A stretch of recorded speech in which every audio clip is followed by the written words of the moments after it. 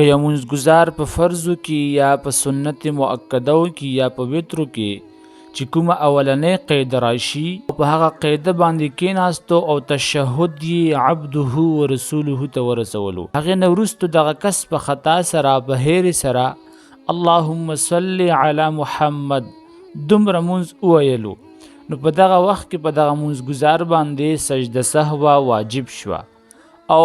دې دپاره وجه علما کرامو دا لیکلی دو چې دغه انسان اگر چې درود شریف ویلو په درود شریف ویلو سره ګناه نشته دی، خو لیکن دغه درود شریف دغه انسان چې په نسیان سره یعنی په هیر سره ویلو،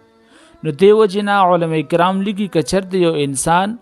دغه اوله قاعده کې عبده ورسوله ته تشهد ورسولو، هغې نه وروسته درود شریف ونه ویلو، هغه چې دی دومره مقدار باندې خاموش پاتې شو، لکه اللهم صل علی محمد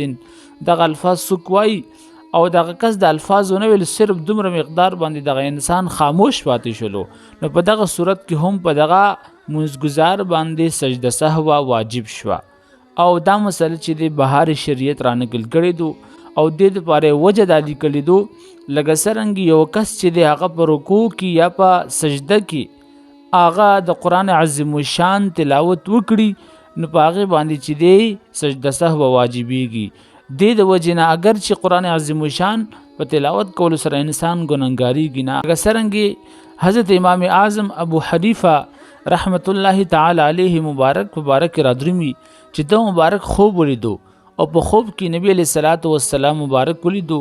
د مبارک د نبی علیه الصلاۃ والسلام مبارک په حضور کې گزارش وکړو چې یا نبی الله کله چې یو انسان په تشهد کې یعنی په اوله قاعده کې هغه مونځ عبده ورسوله ته ورسوي او هغې نه وروسته دغه انسان په هیر سره په نسیان سره هغه درود شریف شروع کړو اللهم صل علی محمد، نو په ده باندې دغه سجده سهوه ولې واجب شي؟ دا خو په تا باندې درود شریف ویلو، نو نبی علیه الصلاۃ والسلام مبارک ورته وفرمایه چې بالکل دغه درود شریف ویلو، خو دغه درود شریف چې د په هیر سره ویلو. نو دې وجې نه چې د شریعت وایي چې کله یو انسان په اوله قاعده کې یعنی چې کله 3 رکعاته یا 4 رکعاته مونځ وي او په دغه مونځ کې چې کومه اولنۍ قاعده شي 2 رکعاته وروسته راشي، په دې کې یو انسان په هیر سره چې دی اللهم صل علی محمد شروع کړو، نو په دغه کس باندې سجده سهوه واجب شوه. او که چېرته دا شروع نو کو په دومره مقدار باندې دغه کس خاموش پاتې شلو، خاموش ناست و، نو په دغه صورت کې هم په دغه منځګزار باندې سجده سهوه واجب شوه.